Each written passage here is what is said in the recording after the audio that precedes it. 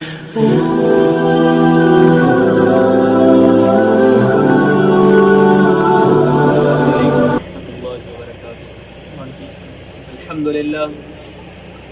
لله الذي لا تراه العيون ولا تخالطه الظنون ولا تصفه الواصفون ولا تغيره الحوادث ولا يخشى الدوائر. الحمد لله الذي يعلم عدد قطر الأمطار وعدد ورق الأشجار وعدد ما أظلم عليه الليل وما أشرق عليه النهار. الحمد لله الذي لا نحصي ثناء عليه وهو كما أثنى على نفسه. أما بعد فأعوذ بالله من الشيطان الرجيم. بسم الله الرحمن الرحيم. تبارك الذي نزل الفرقان على عبده ليكون للعالمين نذيرا.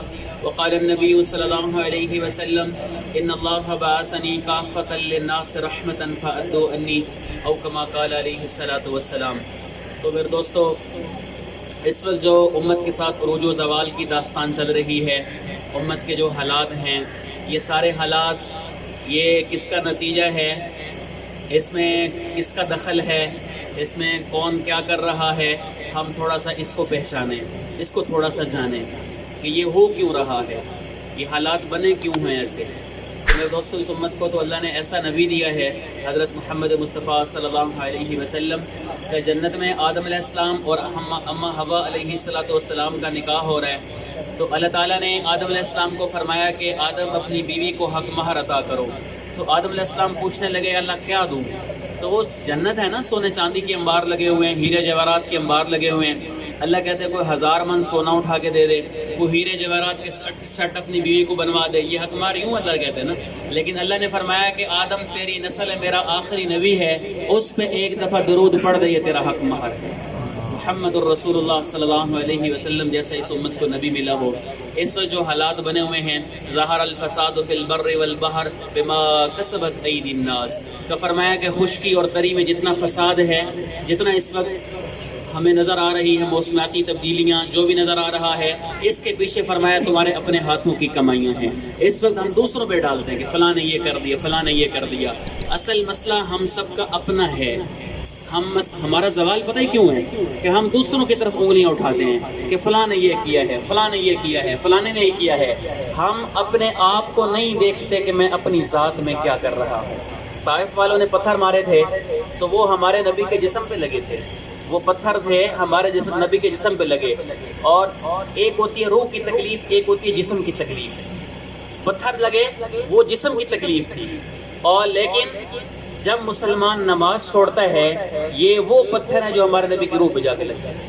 جب مسلمان عورت بے پردہ ہو کے نکلتی ہے، جب مسلمان جھوٹ بولتا ہے، جب مسلمان بددیانتی کرتا ہے، جب مسلمان دوسروں کے حق کھاتا ہے، یہ سارے وہ گناہ ہیں اور یہ سارے وہ پتھر ہیں کہ وہ جا کے ہمارے نبی کی روح پہ جا کے لگتے ہیں. فرمایا ہر جمعرات اور ہر پیر کے دن امت کا مالنامہ اللہ کے رسول کے پاس پیش ہوتا ہے.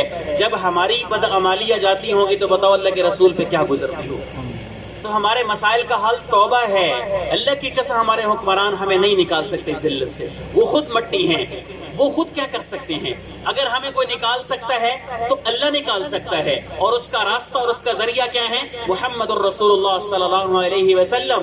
کہ ساری دنیا کے لوگ سٹیٹس چاہتے ہیں، ساری دنیا کے لوگ عزت حاصل کرنا چاہتے ہیں، لیکن دکھ یہ ہے کہ اس عزت کو حاصل کرنے کے لیے کرسی کا زور ہے، پیسے کا زور ہے، دنیا کا زور ہے. اور اللہ کہتا ہے وَمَا الْحَيَاةُ الدُّنْيَا إِلَّا مَتَاعُ الْغُرُورِ، کہ میرے بندو یہ دنیا دھوکے کا سامان ہے. میرا رب جس نے بنائی دنیا وہ خود کہہ رہا ہے کہ یہ دھوکے کا سامان ہے، اور ہم اس کو کہتے ہیں کہ عزت کی چیز ہے، یہ کامیابی کی چیز ہے، یہ راحت کی چیز ہے، سکون کی چیز ہے. میرے رب کی قسم اس میں عزت اللہ نے رکھی نہیں ہے، اس میں اللہ نے سکون رکھا نہیں ہے. سکون کہاں سے ملے گا؟ سکون چاہتے ہیں، اگر اللہ کے ساتھ دوستی لگانا چاہتے ہیں تو اس کا ذریعہ کیا ہے؟ محمد الرسول اللہ صلی اللہ علیہ وسلم کی پاک زندگی، مقدس زندگی وہ راستہ ہے اور وہ ذریعہ ہے. اور صحابہ نے اللہ سے عزت لے کے دکھائی. 360 پتھر بیت اللہ میں رکھے ہوئے ہیں، 360 پتھروں کی پوجا کرنے والے والے اور بچوں کو زندہ دفن کرنے والے جب میرے نبی کے ہاتھوں میں ہاتھ دیے اور جب اللہ تعالیٰ نے اس قوم پہ اپنا کرم کیا اور ان کے دل بدلنا شروع ہوئے اور میرے آپ کے نبی نے اس قوم کو اٹھایا، پتھروں کے پجاری قوم کو کیا سٹیٹس اور کیا عزت ملی کہ قرآن نے پھر ان کی گواہیاں دی رضی اللہ عنہم و رضوا عنہ کہ یہ میرے نبی کے ساتھی اسلام کی تاریخ میں پہلی دفعہ ہو رہا ہے، پہلے کبھی ایسا نہیں ہوا تھا۔ بہت سارے انبیاء دنیا میں آئے، کسی نبی کے ساتھیوں کے بارے زندگی میں یہ اعلانات نہیں ہوئے۔ یہ محمد الرسول اللہ کی عزتیں ہیں کہ اللہ تعالیٰ ان کے ساتھیوں کے بارے میں زندگی میں اعلان کر رہے ہیں کہ ان سے میں راضی ہوں، یہ مجھ سے راضی ہیں۔ قُلًّا وَعَدَ اللَّهُ الْحُسْنَى، میرے حبیب میرا وعدہ ہے تیرے سارے صحابہ کو جنت دوں گا۔ کہ کیا قرآن نے ان کی گواہیاں دی، ان کے ایمان کی گواہیاں دی، ان کے اخلاق کی گواہیاں دی اور ان کی رضا کی گواہیاں دی کہ اللہ کہہ رہا ہے میں ان سے راضی ہوں، میں ان سے راضی ہوں۔ 360 پتھروں کے پجاری پوری دنیا کے استاد بن گئے، پوری دنیا کے استاد بن گئے اور کیا قیمت لگوا گئے، کیا قیمت لگوا گئے کہ دنیا میں دکھایا گیا کہ میرے آپ کے نبی تبوک کے سفر پہ ہیں، زندگی کا آخری سفر تبوک کا سفر، وہاں صبح کا سورج نکلا بڑا روشن چمکدار، صبح کا سورج بہت روشن تھا، جبرائیل آئے، میرے آپ کے نبی نے کہا جبرائیل یہ صبح کا سورج بہت روشن تھا، کیا بات ہے یا رسول اللہ؟ ادھر مدینے میں آپ کے صحابی حضرت معاویہ بن معاویہ لیثی رضی اللہ تعالیٰ عنہ کا انتقال ہوا ہے، اس کے جنازے میں شرکت کے لیے آسمان سے فرشتوں کی 2 صفیں اتری، یہ ان کا نور ہے۔ جن کے جنازوں میں فرشتے اترے ہوں، اس سے بڑے کوئی سٹیٹس ہو سکتا ہے، اس سے بڑی کوئی عزت ہو سکتی ہے، لیکن اس کو حاصل کرنے کا ذریعہ محمد الرسول اللہ ہیں اور صحابہ نے حاصل کر کے دکھایا۔ اور یا رسول اللہ ان کا جنازہ بھی آپ پڑھائیں گے؟ جبرائیل کیا کہہ رہے ہو؟ میں یہاں تبوک میں ہوں، وہ مدینے میں ہے، ہزاروں کلومیٹر کا سفر ہے، میں کیسے پڑھا سکتا ہوں؟ یا رسول اللہ میں ابھی انتظام کرتا ہوں۔ حضرت جبرائیل علیہ السلام نے اپنا پر زمین پہ مارا، زمین کے فاصلے کو سکیڑا اور ان کی میت کو سامنے کر دیا، سارے پردے ہٹا دیے اور معاویہ بن معاویہ کی میت کو سامنے کر کے کہا یا رسول اللہ آپ پڑھائیں ان کا جنازہ۔ میرے نبی نے تبوک میں کھڑے ہو کے جنازہ پڑھایا۔ حضرت سعد بن معاذ انصاری صحابی، تیر لگ گیا تھا اکحل رگ میں، خون نہیں رکتا تھا، خون جاری تھا، میرے آپ کہیں مسجد نبوی میں بیٹھے ہوئے ہیں، اچانک جبرائیل آئے، وہ کہنے لگے یا رسول اللہ میں اللہ کا عرش دیکھ کے آ رہا ہوں، اہتز لہ عرش الرحمن، کہ اللہ کا عرش خوشی میں جھوم رہا ہے، کسی کی آمد ہے کہ اللہ کا عرش خوشی میں جھوم رہا ہے۔ آپ کے صحابہ میں کون فوت ہوا ہے؟ کس کا انتقال ہوا ہے؟ میرے آپ کے نبی جلدی سے کھڑے ہوئے، فرمایا میرا سعد بیمار تھا، لگتا ہے اس کا انتقال ہوا ہے۔ جلدی سے ان کے گھر پہنچے، سعد بن معاذ کا پتہ لگا کہ واقعی ان کا انتقال ہو چکا ہے اور ان کی میت خالی کمرے میں رکھی ہوئی ہے، خالی کمرہ ہے، اس میں سعد بن معاذ کی میت پڑی ہوئی ہے۔ میرے آپ کے نبی اندر کمرے میں داخل ہو رہے ہیں، صحابہ سارا منظر دیکھ رہے ہیں، اندر داخل ہوئے یوں جگہ بنا رہے ہیں جیسے کوئی رش میں جگہ بناتا ہے، یعنی پھنستے ہوئے گھستے ہوئے جا رہے ہیں، اور سعد بن معاذ کے سرہانے جا کے یوں سکڑ کے یوں بیٹھ گئے، یوں بیٹھے ہیں جیسے بہت تنگ جگہ ہوتی ہے نا، یوں بیٹھے ہوئے۔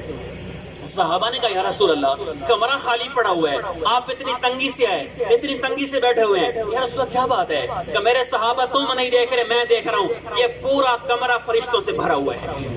سعد بن معاذ کی پروٹوکول استقبالیہ جماعت آ چکی ہے کہ سعد بن معاذ کو لینے آ چکے ہیں، اور سعد بن معاذ کا قد لمبا تھا اور جسم چوڑا، جسم بھاری جسم، لیکن صحابہ کہتے ہیں جب ہم نے ان کی میت کو اٹھایا، ان کو کندھا دیا، تو صحابہ کہنے لگے یا رسول اللہ سعد کا تو وزن ہی کوئی نہیں ہے، سعد بن معاذ کے تو وزن ہی محسوس نہیں ہو رہا، یہ تو ہلکی پھلکی میت ہے۔ میرے آپ کے نبی نے فرمایا میرے صحابہ تم کیا سمجھ رہے ہو کہ تم سعد کو کندھا دے کے جا رہے ہو؟ سعد تمہارے کندھوں پہ جا رہا ہے؟ نہیں نہیں، میرا سعد فرشتوں کے کندھوں پہ جا رہا ہے، سعد کو فرشتوں نے کندھا دیا ہوا ہے۔ ایک یہ بھی مرنے کا انداز ہے، کس طرح مرنا چاہتے ہیں؟ اللہ کی قسم اگر موت پہ جا کے اللہ راضی ہو چکا ہو، اس سے خوبصورت اور پیغام کوئی نہیں ہے، اس سے خوبصورت تحفہ اور کوئی نہیں ہے۔ الموت تحفۃ المومن، کہ مومن کے لیے، مسلمان کے لیے موت تو تحفہ ہے، موت تحفہ ہے، لیکن کس کے لیے؟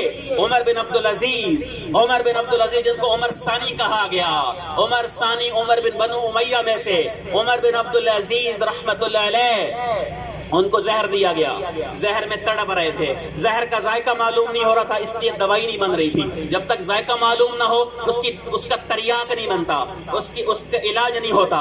تو ایک حکیم صاحب کہنے لگے امیر المومنین میں نے وہ زہر کا ذائقہ معلوم کر لیا، اگر آپ مجھے اجازت دیں تو میں اس کا علاج کر دوں۔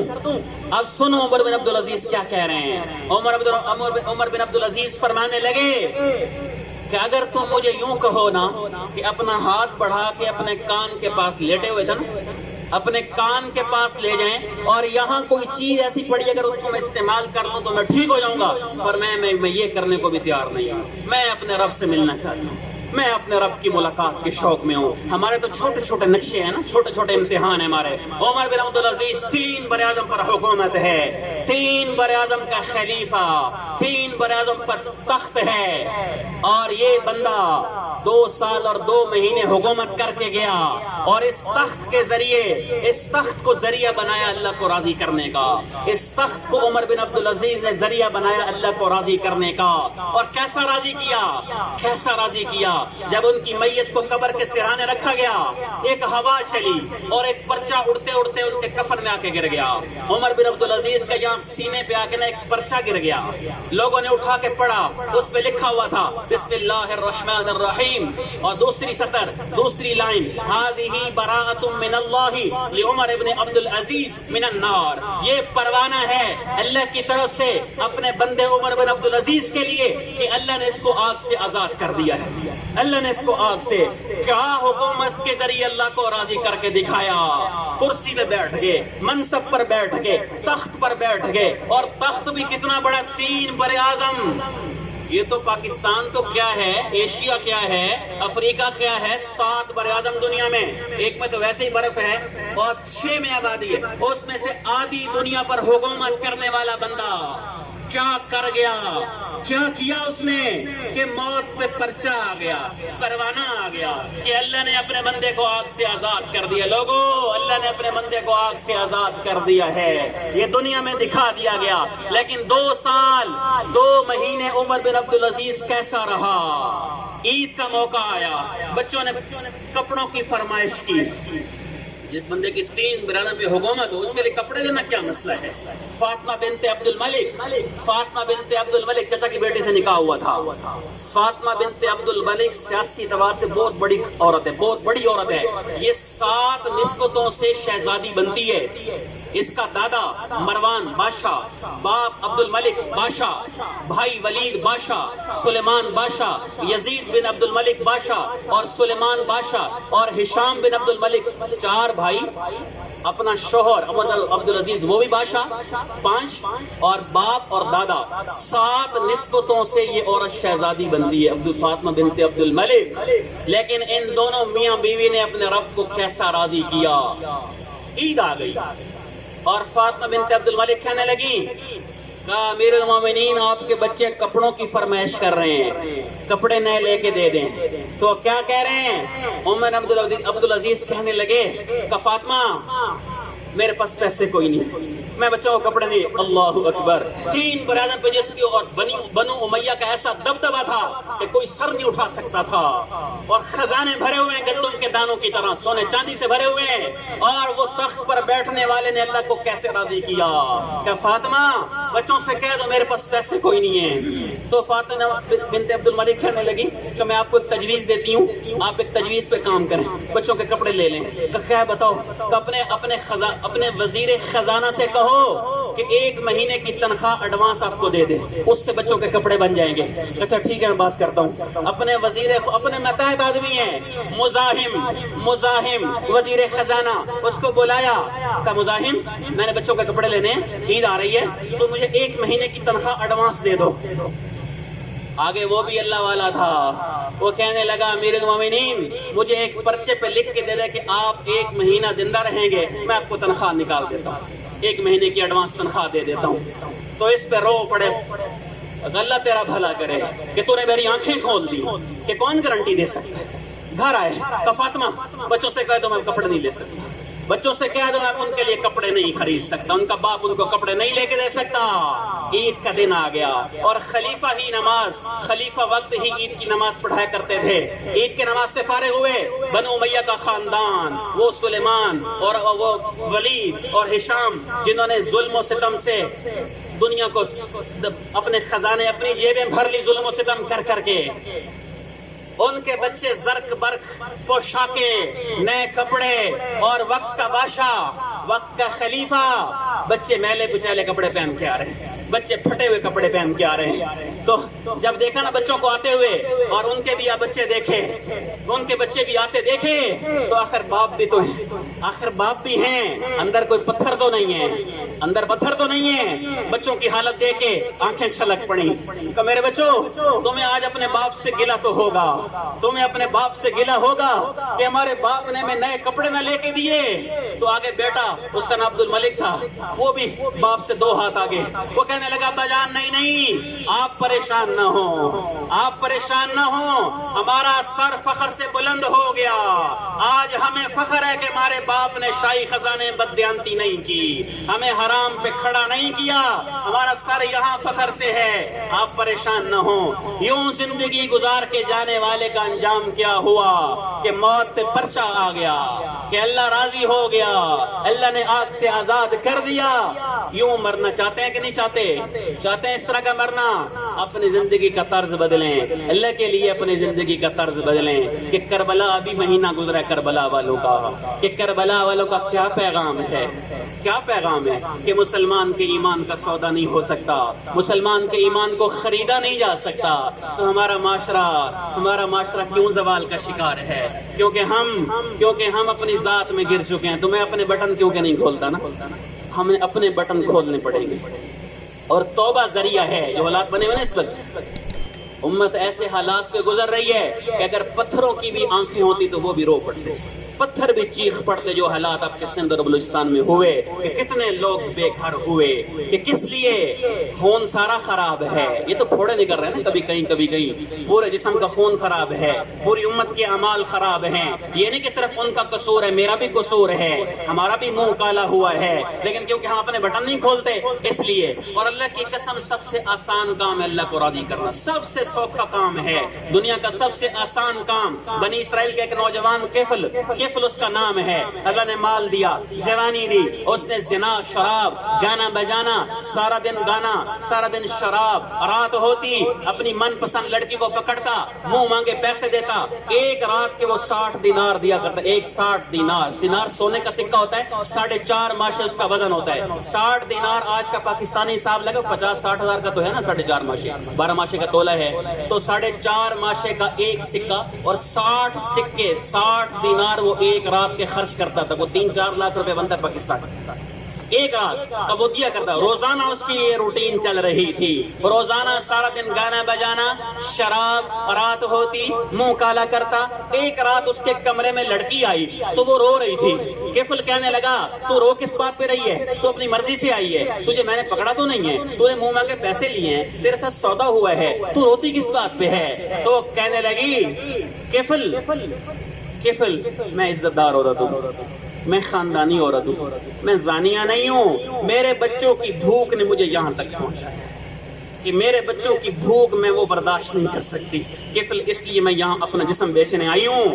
ہاں، جب مسلمان زکوٰۃ دینا بند کرتے ہیں نا، تو پھر غریب کی بیٹی یوں بکتی ہے، پھر غریب کی بچی نیلام ہوتی ہے، اور نچوانے والے اور نیلام کرنے والے ویسے ہی سفید کالر، سفید سوٹ، پگڑیاں اور عزتیں، اور غریب کی بچی بازار میں سر عام بک جاتی ہے۔ تو کیفل کو کہنے لگی میں عزت دار عورت ہوں کیفل، میں زانیہ نہیں ہوں، بچوں کی بھوک نے مجھے یہاں تک پہنچایا ہے۔ تو کیفل کے یہاں سینے پہ چوٹ لگی، کیفل رو پڑا، پگھل گیا۔ کیفل کہنے لگا میری بہن مجھے معاف کر دے، میری ماں مجھے معاف کر دے، میں کتا انسان ہوں، میں بہت کمینہ انسان ہوں، میں تیرے سامنے توبہ کرتا ہوں، تو میرے لیے دعا کر کے اللہ میری توبہ قبول کر لے، اور یہ پیسے بھی لے جا اور اپنی عزت میں ویسے کی ویسے لے جا، مجھے معاف کر دے، میں اللہ سے توبہ کر رہا ہوں، جا تو چلی جا۔ اب یہ توبہ ہو رہی ہے ادھر کفل کی، ادھر موت کا فرشتہ آ گیا، ادھر توبہ ہوئی ہے، ادھر موت کا فرشتہ آ گیا۔ کفل کی کوئی نیکی نہیں ہے، اس کی صرف کیا ہے، بدکاریاں اللہ کے پاس پہنچی ہوئی ہیں، توبہ کر رہا ہے موت کے قریب، روح نکل گئی، باہر کسی کو نہیں پتا کہ کفل توبہ کر کے مرا ہے، اس عورت کو پتا ہے، اللہ کو پتا ہے، عورت تو چلی گئی۔ اب اس توبہ کا کسی کو باہر پتا نہیں ہے، کسی کو پتا نہیں ہے میرے رب کا کیا نظام ہے اپنے بندوں کے لیے۔ ادھر اس کی روح نکلی، باہر کسی کو پتا نہیں ہے۔ صبح جب لوگ اٹھے نا، صبح بنی اسرائیل کا واقعہ، حدیث کا واقعہ، جب صبح لوگ اٹھے نا تو کفل کے دروازے پہ لکھا ہوا تھا بڑے بڑے حروف، لوگو ان اللہ قد غفر للکفل، اللہ نے کفل کو معاف کر دیا، اللہ نے کفل کو معاف کر دیا۔ بنی اسرائیل کا بندہ، بنی اسرائیل کا نوجوان، فاسق فاجر زانی شرابی، اس کے ساتھ میرے رب کا معاملہ، یہ کیوں لکھوایا کہ جس حال میں مرا ہے لوگ اس کو زانی سمجھتے ہیں، اس کو گانے والا سمجھتے ہیں، اس کو بدکار سمجھتے ہیں، کون اس کا جنازہ پڑے گا، کون اس کو کفن دے گا؟ تو میرے رب نے کیا نظام چلایا کہ لوگو اللہ نے اپنے بندے کفل کو معاف کر دیا، اس کا جنازہ پڑھو جا کے، اس لیے لکھوایا۔ تو یہ تو امت محمدیہ ہے، یہ تو محمد الرسول اللہ کے ماننے والے ہیں۔ بتاؤ اس امت کے ساتھ اللہ کا معاملہ کیا ہے، اس کے ساتھ اللہ کی شفقت کیسی ہے؟ تو سب سے پہلے ہم توبہ کریں، اللہ کے ساتھ جڑنے کا ذریعہ توبہ ہے، جڑنے کا ذریعہ توبہ ہے، اور راستہ ہے محمد الرسول اللہ صلی اللہ علیہ وسلم، کہ میرے آپ کے نبی سب سے اعلیٰ ہستی، سب سے اکمل، سب سے اجمل، پوری زندگی کو اللہ نے محفوظ کر کے امت تک پہنچایا ہے، تو ان کی زندگی کو ہم سیکھیں۔ علماء کے پاس کچھ دیر وقت نکال کے بیٹھا کریں اور اپنے نبی کا علم پڑھا کریں کہ ہمارا نبی کا علم کیا بتا رہا ہے کہ آج کا زوال کیا ہے، یہ کیوں ہے۔ اب اتنا وقت نہیں میں آپ کو تفصیل سے بتاؤں، تو علماء کے پاس بیٹھیں، کچھ قرآن کو ٹائم دیں، حدیث کو ٹائم دیں، اپنے نبی کے لیے ٹائم نکالیں، جنہوں نے ہمارے لیے بچے ذبح کرا دیے۔ کربلا کا کیا ہوا تھا؟ کربلا میں ہمارے نبی کا خاندان کٹا ہے نا، تو اس کی یاد میں ہم نے کیا کیا، ہم کیا کر رہے ہیں؟ محرم گزرا ہے، کس نے جھوٹ چھوڑا ہے، کس نے بددیانتی چھوڑی ہے، کس نے نماز شروع کی ہے، کس عورت نے پردہ شروع کی ہے؟ مجھے دکھاؤ معاشرے میں بھر کے کیسا محرم منایا ہم نے، کیسی کربلا کو یاد کیا ہم نے، کیا کیا ان کو، ان ہستیوں کے لیے ہم نے کیا کیا؟ وہ تو بچے ذبح کرا گئے، ہم صرف حرام چھوڑ کے حلال پہ نہیں آ سکتے، جھوٹ کو چھوڑ کے سچائی پہ نہیں آ سکتے۔ تو تھوڑا سا ہمارا امتحان ہے، چھوٹا سا امتحان ہے، تو اس کی سارے بھائی نیت کرتے ہیں انشاءاللہ، توبہ کر لیں، اللہ کے ساتھ جڑنے کا ذریعہ توبہ ہے، اور توبہ کریں سارے بھائی۔ اور یہ ہمارے بھائی بہت ہوئے تھے، بھائی خورشید صاحب نیک آدمی تھے، اللہ کے پاس چلے گئے، ہم نے بھی جانا ہے، تو ان کے لیے یہ ایصال ثواب کے لیے مجلس ہے ساری، تو ایک دفعہ سورہ فاتحہ پڑھ لیں، 3 دفعہ سورہ اخلاص پر دعا کرتے ہیں۔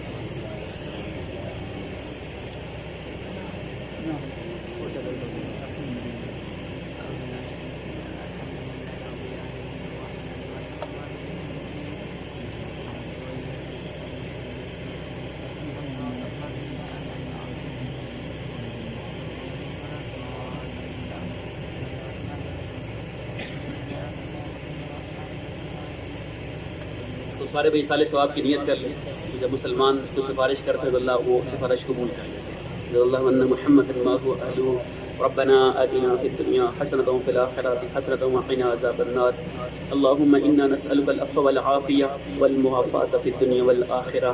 یا اللہ تو کریم ہے، یا اللہ تو رحیم ہے، یا اللہ تو عزت والا ہے، یا اللہ رؤوف ہے، رحیم ہے، صمد ہے، یا اللہ تیرے بندے اس وقت بڑی تکلیف میں ہیں، تیرے بندے تیری مخلوق انسان ہوں یا جانور ہوں، یا اللہ بڑی تکلیف میں ہیں، بڑی تنگی میں ہیں، اے ہمارے رب، ہمارے پاس عمل ایسا کوئی نہیں جو تجھے ہم دکھا سکیں، یا اللہ ہماری جھولی خالی ہے، ہمارا دامن داغدار ہے، یا اللہ بس ہمارے پاس توبہ ہے، اپنی توبہ تیرے سامنے پیش کرتے ہیں، اور یا اللہ بھیک مانگتے ہیں تیری محبت کی، تیرے رحم کی، تیرے کرم کی، تو ہمیں معاف فرما دے، یا اللہ تو ہمیں معاف فرما دے، یا اللہ تو ہماری توبہ کو قبول فرما لے، یا اللہ ہماری توبہ کو قبول فرما لے، ہمارے جوانوں کو حیا عطا فرما دے، ہماری بچیوں کو حیا دے دے، ہمارے دیش پاکستان کو یا اللہ پاک کر دے، یا اللہ ہر گناہ سے، ہر عیب سے پاک کر دے، یا اللہ ان طوفانوں کا ہم نہیں مقابلہ کر سکتے، ان پانیوں کا ہم کہاں مقابلہ کر سکتے، ہم تیری ادنا سی کمزور سی مخلوق ہیں،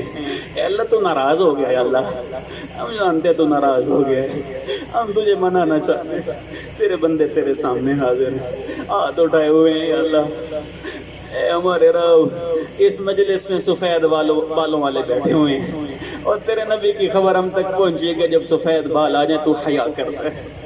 اللہ تیرے سامنے ہاتھ اٹھائیں.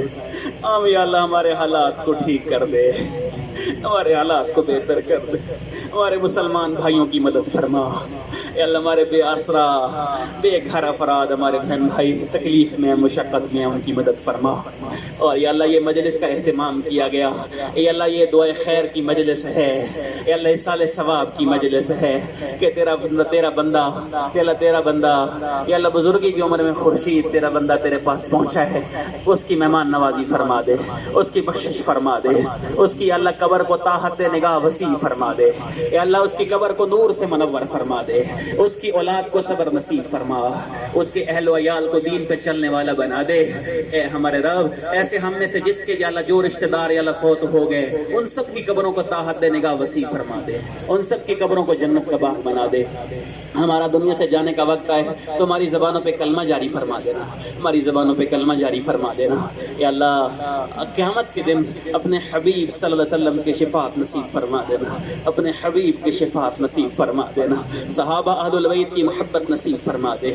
قیامت کے دن حضور صحابہ کے ساتھ ہمارا حشر فرما دے. اللہ ہماری کمزوریوں کو ہماری گندگیوں کو صاف فرما دے, ہمارے دلوں کو کینہ بغض گندگی سے پاک فرما دے, ہمارے دیس کو امن کا گہوارہ بنا دے, ہمارے دیس کو پاک کر دے زنا شراب سود سے یا اللہ بددیانتی سے جھوٹ سے بے حیائی سے پاک فرما دے, ہمارے معاشرے کو پاک فرما دے. اے ہمارے رب تو ہمیں معاف فرما دے, ہماری دعاؤں کو تو قبول فرما لے. اے اللہ ایمان والی موت نصیب فرما دے, شہادت کی موت نصیب فرما دے.